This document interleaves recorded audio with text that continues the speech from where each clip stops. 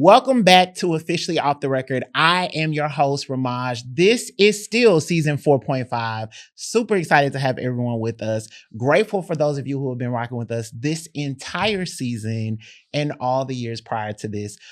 This episode is a very, very, very special episode. And before we begin, I want to let everyone know that today's discussion will deal with domestic violence, gun violence, trauma, and survival. And these topics may be triggering to listeners. So please listen with care, take breaks if you need, but stick in here the whole time because this episode is going to be something that is great for everyone. So this episode is our episode that we're super, super, super excited about. And it's called Beauty for Ashes, one woman's story of survival and triumph. So we usually start with an icebreaker, but we have so much conversation today that we're going to bypass our icebreaker. And I want to introduce our co-host for today, Rashonda. Rashonda, tell everyone hello. Hi, thank you all for having me. It is such a pleasure to sit down with you today, Jamar. I'm really looking forward to this. I am too. You've got, this woman has a wonderful story, a story of you. triumph, a story of healing, a story of forgiving. And Absolutely. we needed the whole time to get into it. So We do. I know you, but the people may not. So tell the people, who is Rashonda? Oh, wow. As he stated, I am Roshonda White. I am an author. I am the founder of the May Foundation of Houston. I am a mom, an advocate, an ambassador, but most importantly, a survivor and a servant. So that is who Roshonda is. Rashonda, I love that you talked about like us being a survivor, being an advocate. Yes. And in my work, I'm learning that a lot of who we are as adults comes from who we were as children. Absolutely. Tell me a little bit about your childhood. What was it like growing up for you? So I was a young girl raised by my grandmother. Mm. So I had that old school raising. Yeah. So your grandma taught you how to cook and all of that. So, well, she tried. I have a lot of talents, but hey, look here. No, she did though. My granny, one thing about my granny, you went two places. There's school and to church. Mm-hmm. There were no other options. School and church. I had a wonderful upbringing with her. I learned, character, morals, respect, things of that nature. So shout out to her. Shout out to her. I know that in a lot of our lives, in early ages, again, a lot of our childhood shapes who we become and things that we experience at an early age. There's a big impression on us. And I know that a lot of youth experience death and tragedy at early ages. So what role may have death or tragedy played in your early life? Was there any of that? So thinking back, not much as a young girl. I do recall losing a close friend of mine that I was raised up with on the block. That was the hardest loss for me. Um, it did. It hurt me a lot. That was my only and first experience at that time with such a close loss. But I had a support system at the time, my grandmother, my aunts, my uncles, sister and cousins to kind of help navigate, talk to me and help me navigate my feelings through that so I can understand what I was feeling and why I was feeling that way. I love that you talked about having that support, right? And I think in our Black community, I know specifically that we can rally around and we can provide that safe haven and that space for our kids. And how, even including that or in your growing up and all those things, what was your community like? What was your family life like in your dynamics? So you know what? In my family, we had a close-knit family, to be honest with you. My grandmother, her sisters, her brother, they were all close. So my cousins and we were all close. I mean, those were our friends. Look, we didn't have a whole lot, but family vacations were going to South Padre Island, going to Louisiana to spend time with more family. We had a close-knit family. We had movie nights. On Sundays, we know where we were going to go eat. For the holidays, we know where we were going. You knew who house you were going over. and you didn't need an invite to stop by. You didn't have to worry about who was there because they didn't play that back in the day. Uh-huh. You know that their homes were open and everyone was welcome. So I had a great family dynamic. I can be honest with you about that. I love that. I love that, and I relate so much to that, right? And we're not too far in age, but Right. my mother was raised like that. My grandmother was raised like that. Somebody's Yeah. always at home. Yes. Somebody's either gonna answer the door, be at home, something's on the stove. Absolutely. All the cousins in the yard. Yeah. Everybody goes to the same church. Yes. And I think that's so great for people like you and I, because in the work that we do moving forward, I feel like that's how we reflect and build community in our work and relationships. Absolutely. And in how we show up in the world. Absolutely. I totally agree with you, Jamar. And family, I tell you, it's important. I know a lot of people would probably feel different or say differently. And as we grow and as those elders pass, I find that the dynamics kind of pass with them, and now where you didn't worry about who was over there, now you want to know who all over there before I come. And who's cooking. Because the recipes who can die with the elders. Salad? Yes. Because our recipes do die with our elders sometimes. They do. And then you got that cousin that can't quite get it right, but they try. So we all got one of them. I want to kind of delve into, because we are here to talk about Roshonda's journey in love and life and healing. Talk about what it was like growing into womanhood and finding love, romantic love. Ooh, so I got to a point where I wanted a boyfriend, y'all. I wanted one of those things. And so I knew my grandmother was kind of strict on boys calling. So my little first boyfriend, if he called, he had to say we was talking about math, because she wouldn't have it no other way, because she'll come get that little extension cord and pull it all the way back. But you know what? But the problem with that was this. My uncles, this is not to shade and don't y'all judge us, they were kind of street guys. And so they loved me and they gave me whatever I wanted. I was the best dressed between my aunts and uncles, and I had kept money. But the problem was, since they were street guys, when I began to look for a boyfriend, guess who I wanted? You wanted the street guys. Because I thought that's what love was. So my first boyfriend was somebody who was kind of in the streets. And that's what I looked at as love. He gave me money. He, made sure I was cared for. But a lot came with that. And that part I didn't know at the time. So when he would get in trouble and of course have to go away, well, I had a hard time navigating that, because I say, this not supposed to be part of the plan. This not what it looked like for me. But it did shape me. Seeing my uncles do that and me thinking that's what love looked like, that's exactly what I went after. And I didn't want anything other than that. And I love that because that was you went into my next question, because I think a lot of us learn love incorrectly growing up. And I know that sometimes once we start incorrectly, it just keeps going. Oh, and it snowballs. does. And it snowballs. It does. It absolutely. And that's exactly what it did for me. It snowballed. And I had to crash and burn before I got it. And because I was so stubborn, I didn't mind crashing and burning. So, but I got it. So if I can save you some time, just stick around. But again, my first love was a street guy. And going into that, I met another street guy after I finally left that situation.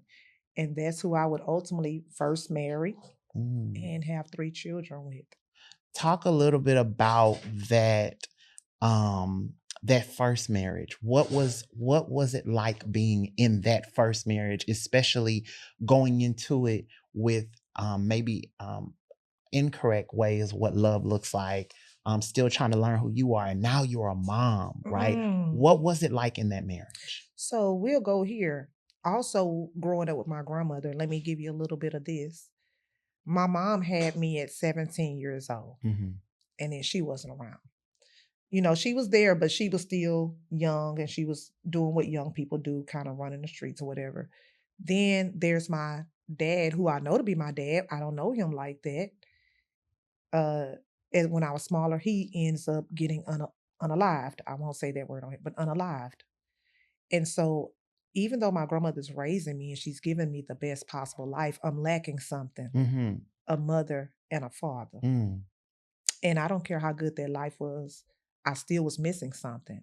So that I went into a marriage with a man, and when I got pregnant, I didn't want to leave no matter what he put me through. You know why? Because I was determined to give my children a mother and a father. Mm. So I stayed through abuse. I stayed through being called B's and H's. I stayed through being accused of cheating, even when I was in the house all day long. I stayed through the turmoil.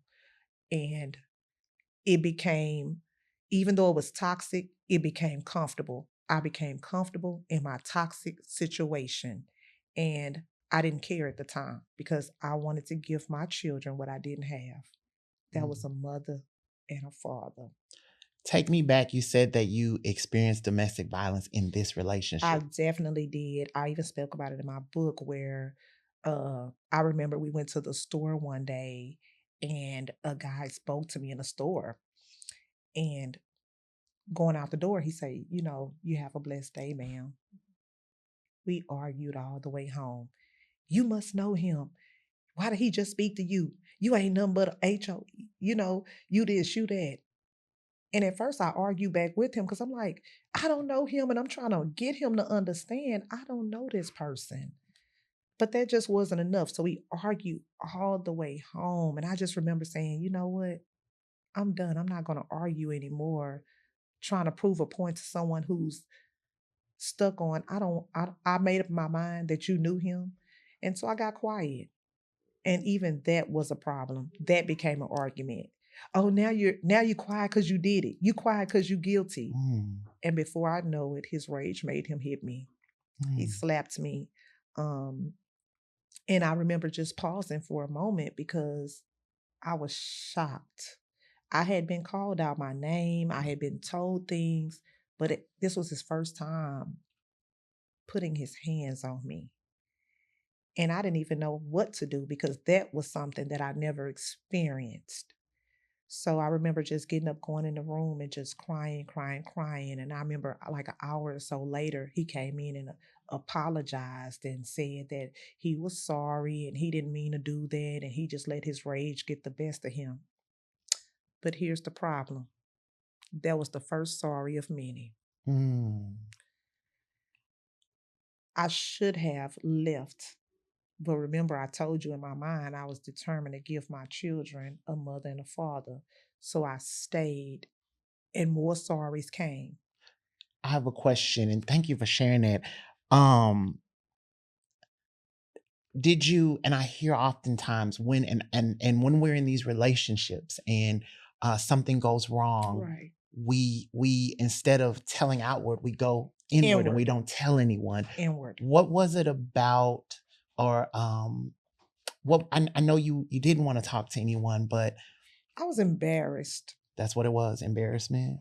I was embarrassed. This young woman whose grandmother and aunts and uncles told her how beautiful she was allowing someone to constantly tear her down and rip her to shreds. Mm. I was embarrassed. Mm. And not only that, here I was trying to protect someone who didn't care about me. I didn't even want his family to realize what type of monster they raised. Oh, wow. And so I kept it to myself originally until I couldn't keep it to myself anymore. I didn't want to be judged. I didn't want to be talked about. Um, I really didn't know what to do or how to feel. How long, I have two questions. How long did that abuse last? And then also take me back to the day when you were like, this is it, this is enough. I gotta tell somebody, I gotta Whew. break free. I stayed. Now, mind you, we were together for some years because before we got married, I stuck around. Like we wasn't even married originally at first. And so this was going on. But here we go, guys. I'm about to drop something for you. Marrying the problem does not solve the problem. Ooh, that's good. Marrying the problem does not solve the problem. You just let them know you're willing to put up with whatever they dish out. That's what I did. Um, it carried on. The name calling. I went from being this person who would walk with my head up high to I was fixated on the ground because I didn't want to look up. I felt low as a woman. Mm. I was just trying to make it through that marriage to keep providing for my children and keep showing up for my children. But truthfully, I could no longer show up for them fully because I was so depressed. Um, in that marriage, I also ended up having a mild stroke due to stress. And I remember even calling him from the hospital, and that was an argument to the point they even asked him when he did go up there to pick me up. They asked him to kind of leave or whatever, and asked me did I have someone else to come pick me up. So it it's very embarrassing, and I lost myself in that marriage. I didn't know who I was. I lost myself. I didn't know what my favorite color was. I didn't know what made me happy. I was just trying to survive day by day and show up for those three beautiful boys that I did birth. And I tell people the more we fought seemed like the every year I was pregnant. Oh. We fought, I'm pregnant. We fought, and it was just a toxic time in my life. Um, but to answer the second part of your question, I remember calling my grandmother crying and said, Grandmother, I need help. I have to leave. I'm losing myself. I don't know what I'm gonna do. Um, and my grandmother old school, y'all, she gonna tell you about some prayer. So that's what she told me to do. She said, baby, you need to pray. Mm-hmm. And I ain't talking about just get on the floor on side your bed. She said, you need to go into your closet and pray. And I said, Lord, I don't know how to talk to God. I don't pray like that. And at the time I didn't. I didn't know. I watched her pray, but I didn't know but I did. I went in that closet, Jamar, and I said, God, I don't know what to say, but I'm just begging you. If you get me out of this marriage, I will never look back again. Mm. And when I tell you, God is faithful, I reached out to an attorney and I told him the situation. He said, I'll do it for free. These were the legal guys when you're going through something domestic, they work on it for free. And that was the best thing that I could have done. He took that case, he did that divorce for me. Me and my babies got up and I was gone. I had my grandmother help me. I said, Grandmother, I don't know how I'm going to do it, but we going to do it. She said, baby, I got you. And she had me. And so I'm grateful. May she rest in peace, but I'm grateful. And when I tell you, Jamal, I left that relationship and I never looked back. Never looked back. So what was it like, you know, that you leave this marriage, you know, you've got these children, Rashonda is building herself up again. Talk to me about like, who were you when you left? I still don't know. I feel like I was so lost when I left. He was all I knew. I spent years with him. He was all I knew. I had to rediscover who I was. But I don't feel like life happened so fast. It seemed like it sped up after that. Really? I got a job driving buses for this bus company. And that's kind of pushing us on into the other one. It wasn't a lot of space because my thing was, I got to take care of these boys. Right. I need a better job. I got that job and I met your next husband. my So you next. moved from one marriage and talk to me before we get into that. What Okay. was the time span between marriage 1 and marriage 2? Oh, okay. So yeah, it was a while before I got married, but we got into a relationship. It probably maybe 6 months to a year, maybe. And I can't even honestly, I can't even tell you a whole year if I can just guesstimate, it wasn't even a whole year after that. And talk to me about what was it that made you so quickly jump into it with this new man? Ooh, he was different. Really? So, he was older, Uh-huh. and I just knew. I had in my mind, I ain't know. I just knew he's older, so I don't have to worry about nobody hitting on me, nobody misusing me, tearing my name down, calling me out my name. He was at the time he felt like a breath when I met him, a breath of fresh air. Uh-huh. That's what he was to me. And he wasn't a guy that been in the streets. So he was all the way different. He's never gotten in trouble. He's never had a speeding ticket. He was totally different from what I was used to. So that was easy for me. Wow. And then was it all good in the beginning? Like when did we take a turn? Can you remember that So, day? I remember a lot. So we meet at the bus board we were both working at, and very charming, laid back, handsome guy, much older. We have a 20-year age gap in between us.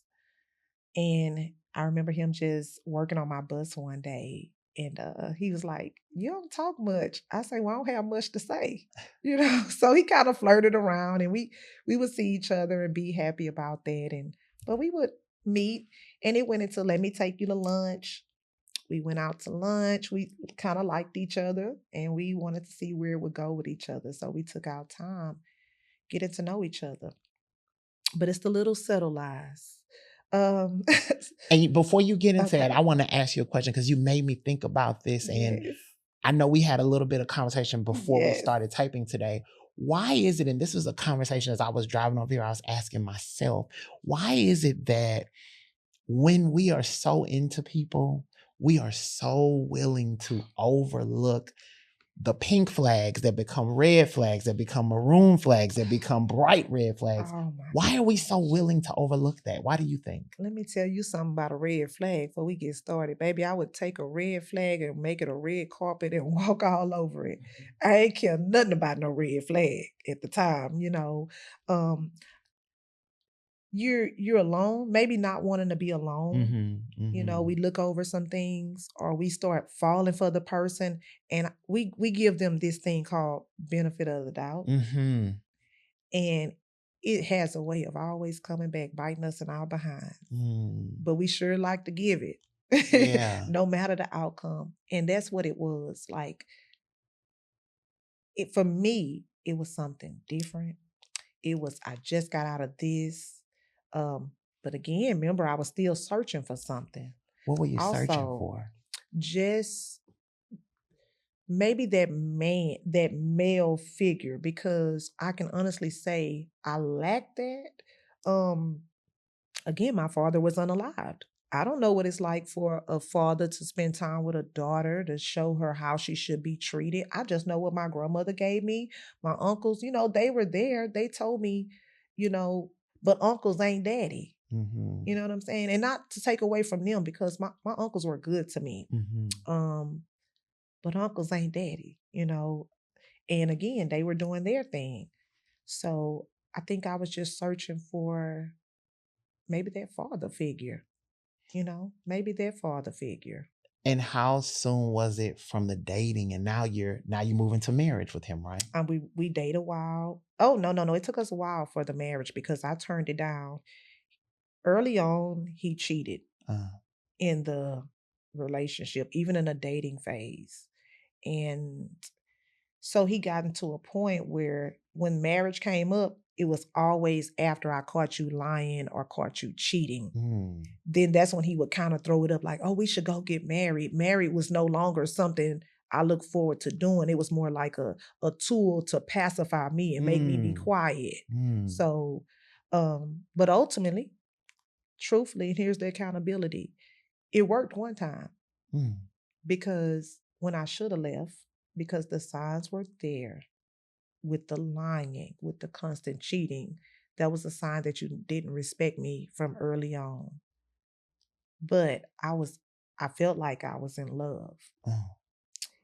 and I stayed and I married him. Mhm. And that goes back to what I told y'all earlier. Marrying the problem doesn't solve the problem. Twice I did that. It made no sense. But Mm. twice I did it. Was there anyone that, because I know in the first marriage you didn't want to talk to anybody, you were embarrassed.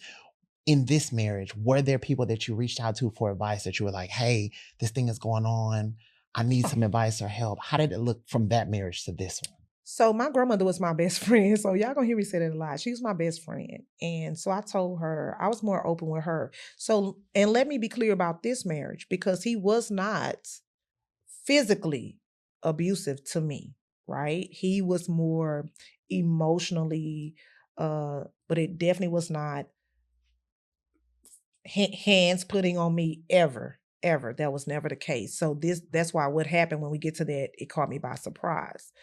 I spoke to my grandmother and my mom too about his lying and his cheating. My mom is very different from my grandmother. Grandmother gonna always come back with praying. My mama, remember I told y'all she was a no nonsense type of person. She's streets. What you gonna keep telling me for if you not gonna do nothing about it? I don't want to keep hearing that. What you gonna do about it? And I said, I sat down and thought about it. I was mad when she told me that, because I said, you supposed to be my mama. You supposed to tell me what I want to hear. Now she told me what I needed to hear. Mm. What you gonna do about it? Why you keep crying about it, but you're not gonna do anything about it? And that stuck with me, and it sat with me, because what was I gonna do about it? I didn't have any plans on doing anything about it either. At the time, I was already comfortable. I was a housewife. I didn't have to work. I was a stay-at-home mom. I was able to be there for my kids. Did I want to really uproot them from this? No. So I did what most of us do. And I'm talking about, like, it's some men, maybe some men, but mostly us women. Our lives are comfortable, and we're looking at our kids' lives are comfortable too. So we silently put up with some things so we can keep everybody comfortable except for ourselves. You said something that it made me think about, because you're not the only person in the household. You mentioned your children. Hmm. Between from this marriage to this marriage and seeing their mother be hurt, or maybe you secretly crying and knowing what you've been through before, how do you think by this time your children were impacted? They were impacted the first marriage, and that's something I need to touch on. Also, what was the dynamic for me to leave that last marriage? The final straw was I was leaving out the house to do something, and I remember he was arguing and fussing, and I had braids in. He grabbed me by my braids and was dragging me back into the house. He slung me on the sofa, and when he slung me on the sofa, he was like, oh, had his hand kind of around my neck and saying, oh, you this and that, cursing. My oldest son went into the drawer and got a butcher knife. And I remember him walking to the sofa, and he had to be no more than 4 or 5, around that age at this time. And he said, leave my mama alone, or I'm gonna have to kill you. And it does something to me. My child should not be in a situation at that age where he feels like he needs to try to save his mama. Mm. That broke my heart. And that also was the deciding factor in saying you have to leave. Because we think we're hiding stuff from our children, Hmm. and children are very smart. They see what they think we don't see. Hmm. They see they know we're crying. They know we are broken. We try to hide it and put on a happy face, but they can see straight through it. But that was definitely the deciding factor.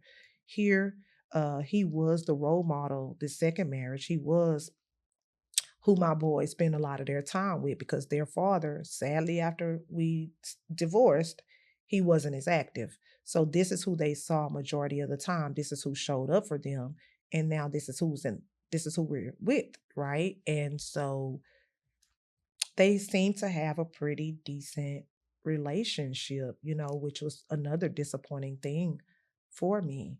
But my boys are growing up by now, and a lot of stuff he seemed to hide and keep behind closed doors with the cheating. We tried to hide a lot, but I was the one because I could no longer suppress it. Mm-hmm. So now I'm arguing, I'm fussing, there's tantrums, I'm throwing tantrums, I'm screaming. So I'm sure they heard at that point what was going on. And at this point, they're old enough to even fully understand what's happening. Mm. So I know they wanted best for their mom then too. Now, you talked about things that were hidden, but there was something, which is the main reason why we're here today to talk about, that was not hidden. Many people know and some don't know, but your second husband actually shot you. Yes. Take us back to that day and walk us through how did we even get there? So I had been with him for years at this point. The lying, the cheating, the disappointments that I suppressed. And I should have walked away, but I didn't. But I gotten to a point, Jamar, that I was tired. Mm-hmm. I had been through so much, first marriage, now this, and I wanted to find myself. Jamar, I was tired. And I told him that I wanted a divorce. And I thought, and it appeared that he took that okay. Mm-hmm. He had moved out, got his things, say he's going to stay with his friend, and fine. I just wanted a peace of mind finally. And I thought I thought that we as adults could dissolve the marriage and he can continue to do what he was doing, because let me tell you this, he was still talking to somebody and still seeing somebody while we were married. And even to the point I said this, there was somebody. And I remember it's just so much took place because leading up to it, I had my neighbor one day told me, "Hey, I saw him parked, in the back there, and I just wanted you to know that. Just kind of be careful." And I'm like, "Oh, I don't have to worry about him. He all right. He ain't never done anything. We were friends." I felt like I would take him to his doctor's appointments, even though he moved out. I took him to his doctor's appointments. His nurses, they still call me to set appointments. I never thought that things were where they were in his mental. So this particular day, uh, he calls me. No, let me go back. May the 6th, because this happened May the 7th. May the 6th, he comes by the house and he said, "Hey, do you mind if I take you out for Mother's Day?" And I was like, let me think about it. And he said, "Give me a hug." And so I remember hugging him. I never let him in the house this time. I hugged him from the outside. So when I gave him a hug, Jamar, that hug felt different. My body, an anxiety went through my body. I felt different with that hug. And I remember I said, "Okay, I'll see you later." I came, laid down. We get into the next day. He messages me May the 7th, the morning of the incident. And he says, "Good morning," with this sunshine emoji and everything. And I message him back, "Good morning." I get up, go through the day to do my gift baskets because I did start doing that as a hobby. I got Mother's Day gift baskets I'm fulfilling. I went with a friend to clean Airbnbs. And I remember he called me while I was out. And I said, "You all right?" He said, "Yeah, I'm all right. I was just calling you." I said, "Well, I'm busy. I'll call you back." So the conversation was very short, very brief. I remember coming back home, me and the kids kind of moving around in the house. My middle son downstairs doing dishes. We kind of prepping to eat. I'm in the kitchen. Guess who shows up to the house? He does. He walks in. He walks in the house. The garage was up. He enters through the garage because we have a door there. And so it was nothing to be afraid of, nothing to be concerned about. He's never harmed us before. He stands in the doorway of the garage, of the door, the back door, and he didn't say anything. But he also didn't have his weapon pulled out either. So he stands there. I look out my front blind because the blind was open. I see my neighbor running up my sidewalk, my front sidewalk, and he busts in the door. Something he's never done. He just busted my front door. And I'm looking like, you all right? He never responded to me. He looked at my husband at the time and said, man, you don't have to do this. You don't have to do this. My husband at the time looked around the room at us. He looked at him and told him, I need you to leave this house and close that door behind you. I'm still looking like I don't know what's going on. My son is looking, we don't know what's going on. And him and my neighbor says, I can't leave this house. This is y'all family to me. I can't leave this house. He pulls the gun out from behind his pants at that point and he places it on his side. He said, I'm going to ask you one more time to leave out this house and close that door behind you. My neighbor then steps into the house. He pushes the door behind him, but he doesn't close it all the way. He just pushes it some. And I turn to him and I'm talking to him and I'm saying, you don't have to do this to yourself. You don't have to hurt yourself. It's okay. He never said anything else. So at this point, my mind is like, I don't know what I'm preparing for. My son stops washing dishes, walks in front of me. He looks at him and said, I can't let you hurt my mama. Mm. He pulls that gun up, points that gun, cocks it, and when I heard it cock, it seemed like everything went so fast. I remember just pushing my son so hard to when he fell on the floor. And when my hand came up, the first shot opened my arm with a hole in my arm. And I knew at that moment he was there for me.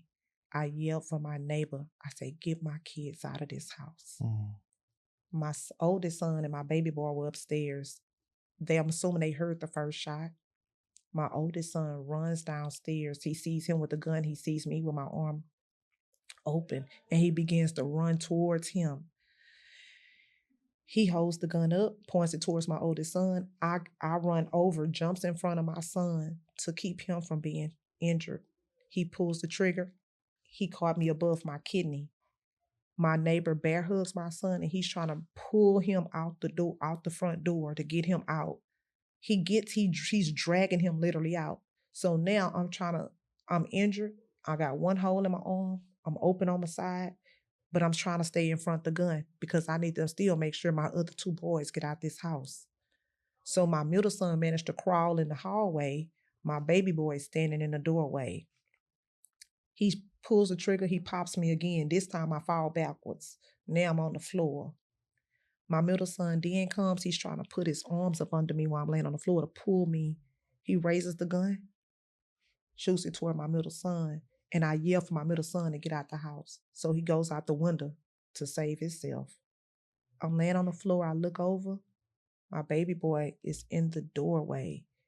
He's crying, and I'm begging him to just leave. While I'm begging my baby boy to leave, he shoots me again. While I'm laying on the floor, and I ask my baby boy again, I say, please leave.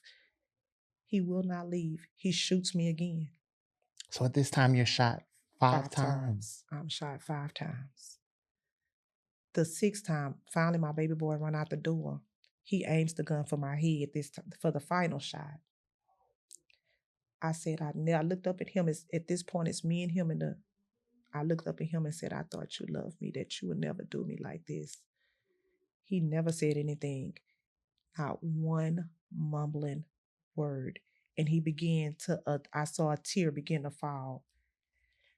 I closed my eyes, Jamar, because I made up in my mind that that day was going to be my last day on earth. I knew it. All I cared about at that moment was my boys were out of that house. So me and him, it just have to be what it have to be. So I closed my eyes with the little strength I had, and I said, Jesus.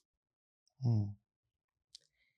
And that was the only name I needed to call because he did pull that trigger.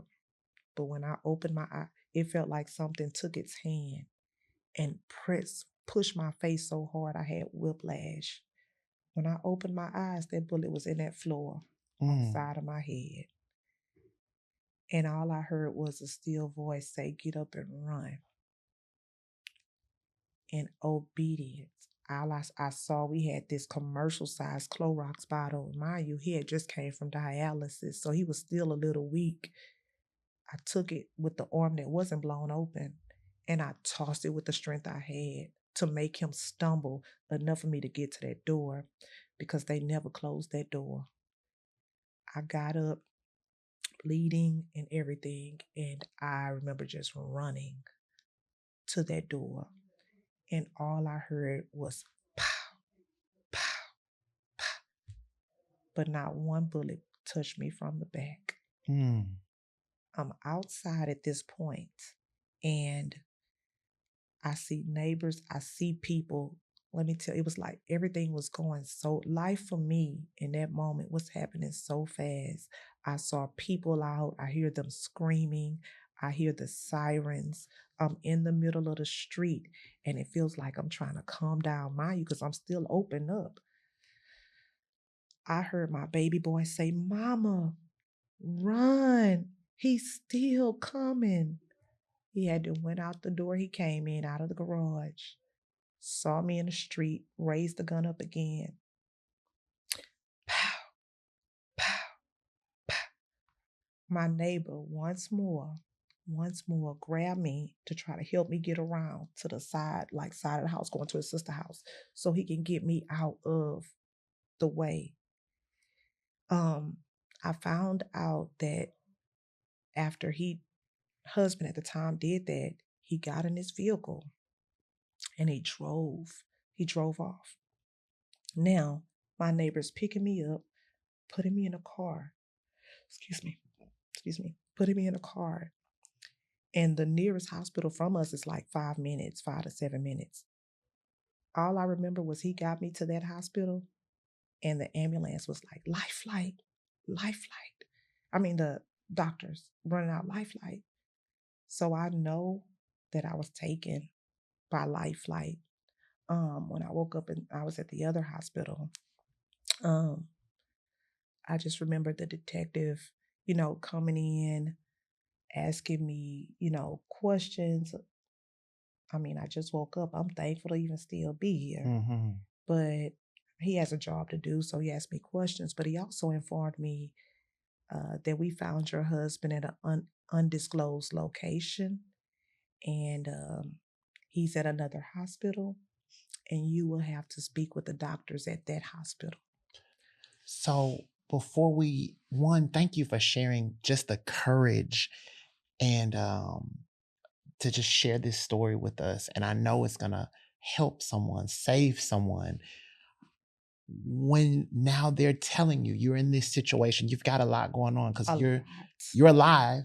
I made it. Thank you, Jesus. I'm sure you're trying to process that. Very much so. And then they tell you information about the person who now has accosted you. Yes. So what happens after that?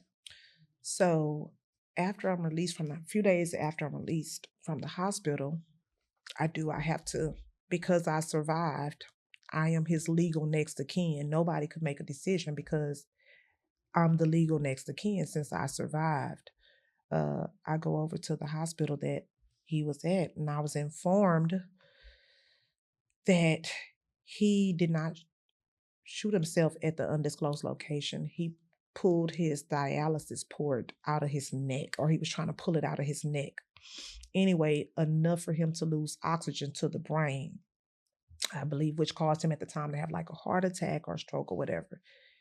The doctor informed me that he will be a vegetable. I say, is it anything you can do to save his life? Wait, so this person who tried to take your life, yes, who harmed your children, who inserted himself in a place to try to ensure that you would not survive, yes, you are now in a place asking them, can you save his life? yes. What made you, where did you find the strength of the humanity to even ask such a question?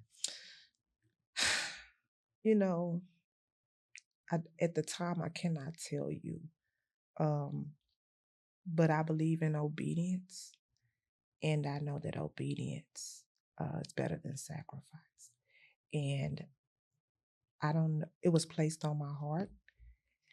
And that's at the time, all I knew how to do was watch out for others. I feel like that's all I've been doing. Mm. Um, I have no clue. I just felt like God, it was something from God. Hey, I need you to do this. I need you to listen to me. But in that moment, that's the place that I was moving from. Mm. Still a place of love, even after you tried to rob me of my life. You know, I still want to give you life. And so I did. I asked the doctor, was there anything they could do to save his life? And I was informed that no, because even if they remove him from life support and he survives, he would be a vegetable. And I asked the detective then, I asked the doctor, and I had to confirm with the detective if I can go in and see him and have a moment with him.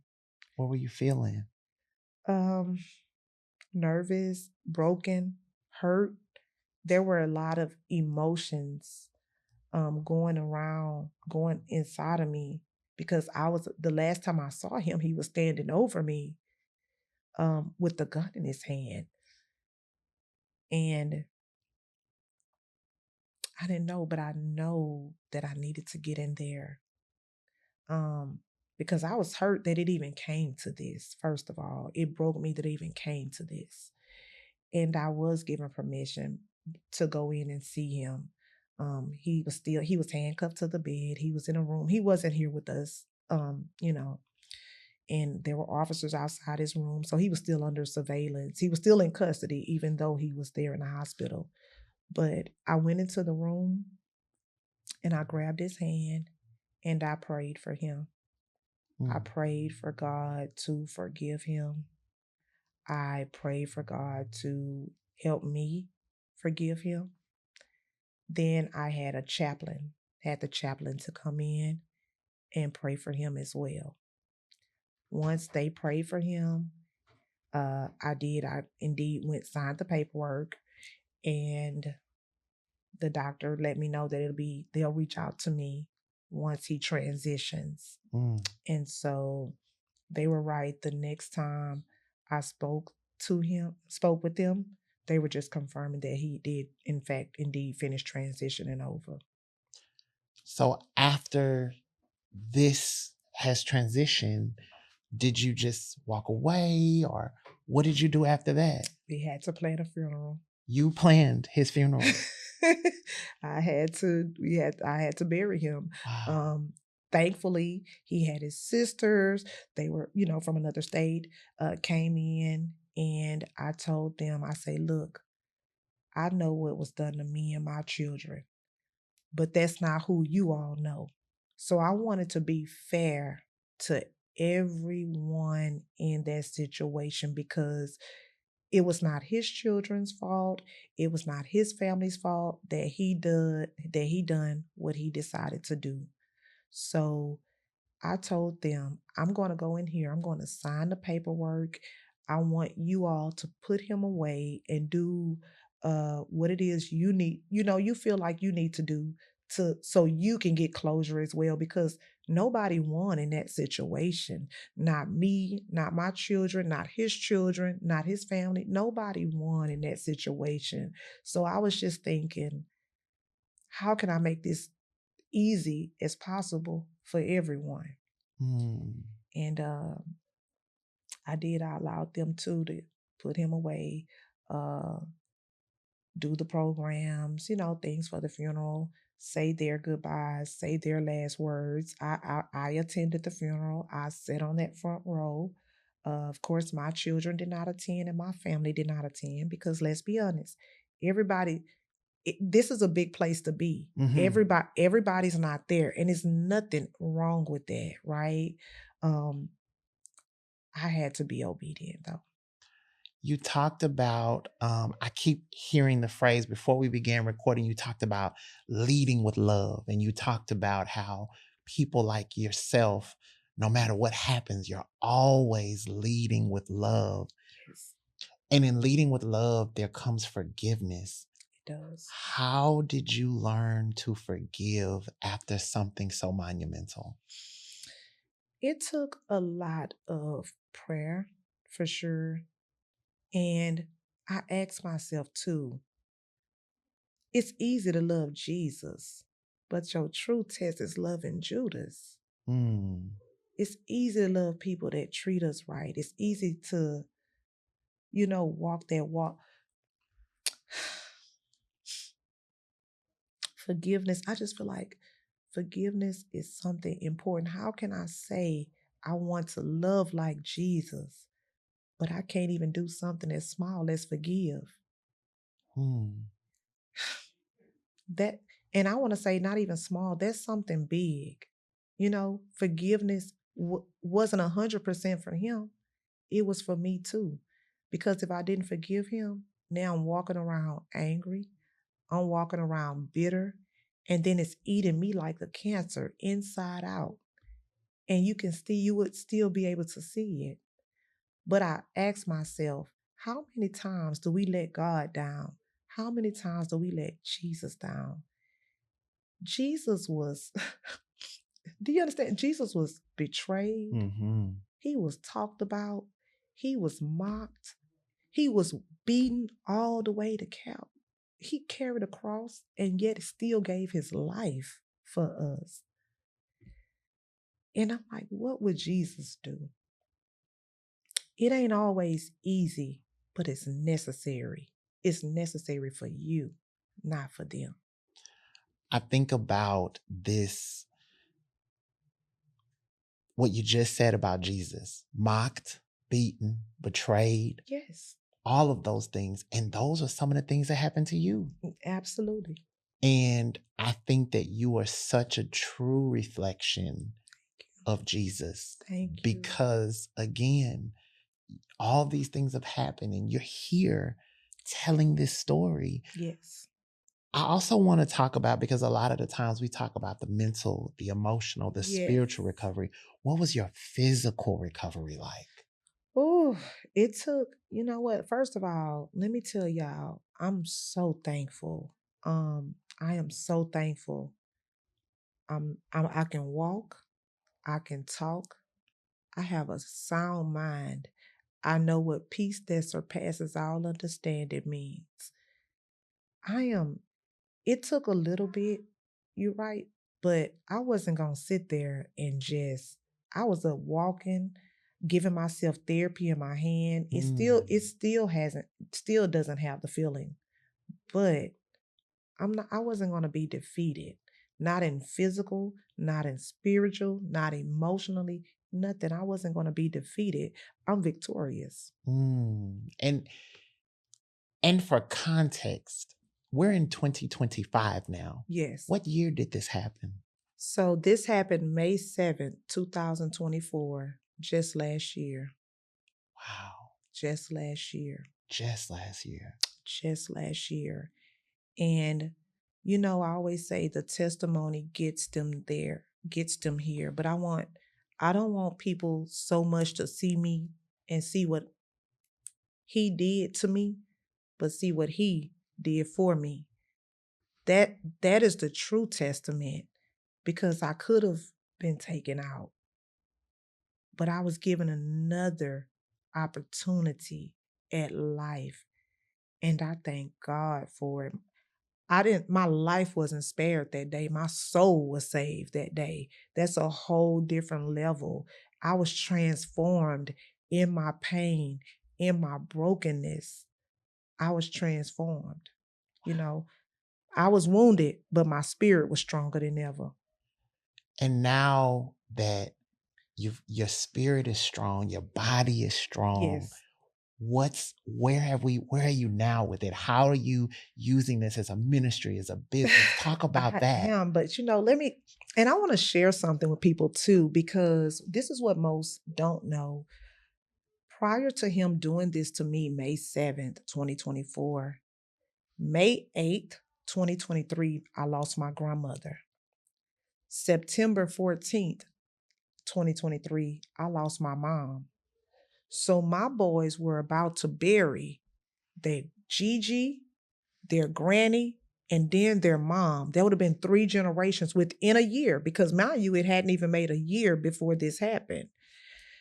And I was broken. I was still trying to mentally process. I just lost the last parts of me. Now my husband and almost myself. That was a lot.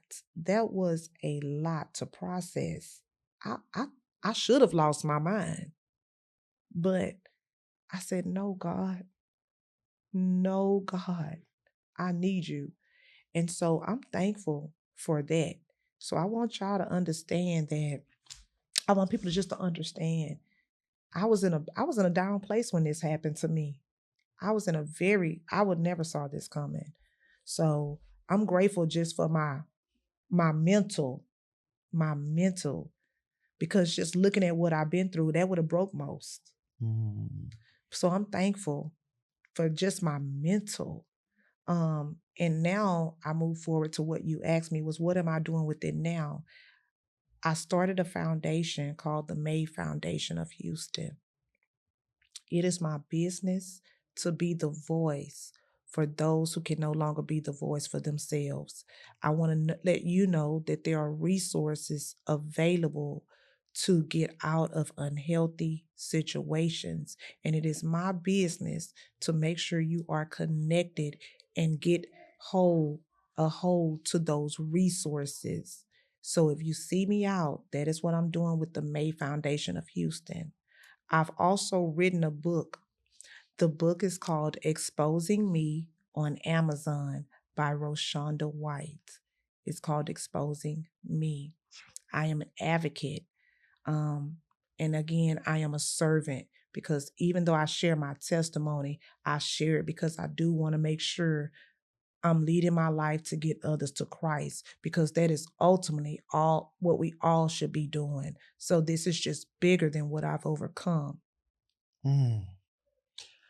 I am so grateful for our conversation today. I Um, am so thankful. I'm so happy that I have met you. You are just amazing. Thank you, Jamar. I listen to you speak and I think if you can overcome something so large, Yes. and I said this a few months back in a meeting that I was in, the things that seem so big are really so small. And I think I've sat here this hour and I've listened to you and I've internalized and processed the things that I think are so big are so small in comparison to the journey that you have been on, the things that you're doing, the fight that you're making, even seeing you in the community and partnering with people and making sure that people have these resources. Yes. You're saving people that you may not even know you're saving. Thank you. How are your boys now? How are they? So my oldest graduated All this right. past year, yes, and I have my other 2 boys. So I always tell people, keep us in prayer as well because understand, since this just happened last year, this is a journey for us. We're still on a healing journey. My boys still mentally have their highs and they have their lows. They're only human.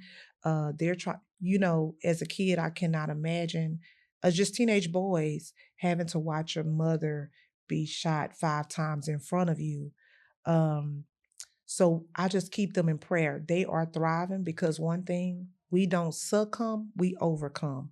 So they are still thriving as best they can. But there is, we try to be support. We try not to hold those feelings in. I let them know it's okay to feel because this is a journey. We went through survivor's guilt. Sometimes we miss his presence because this is all fresh. I spent 10 years with that person. This is my first year without him. So it's a lot of getting used to as well. And they're doing good, but just we just believe in prayer. We just believe in prayer. You said something before we began shooting to me. You said about people who perform. Yes. Share that with the people. Yes. So Jamar and I were just talking about love. And there are people, love is action and not acting. And what you have to understand, you have to kind of figure out the two. Again, love is action, not acting. And there are some people that will act. They will come in your life and they will put on a show as if they care for you, as if they love you, but they don't. So you have to be able and use your discernment to decide who you have in your life, and you can tell that by how they treat you, how they handle you, how they respect you. You'll tell the difference. So I think that's something that's very important. The quicker you get the counterfeit out the way, the sooner the real thing can make its way through. Oh, I love that. That is powerful. Well, we're talking about how people perform, how they treat you. Yes. So it is Yes. holiday season. Yes. And I wanted to get you a gift. Oh, that is so sweet, Jamal. So you can open it off camera, but I wanted Okay, you so to. I'll open it off camera. This is so sweet. I think it's super important for yes, those. beautiful. I once had a woman tell me, you pour into those people that pour into you. And when we pour into one another, we are full. We are. And ever since I have met you, and it hasn't even been 2 months, and I am No. so full. Oh my gosh. So I'm grateful. And so I'm grateful for you, first of all. Jamar, I love you. We got on that phone, y'all. And me and Jamar did not want to get off that phone.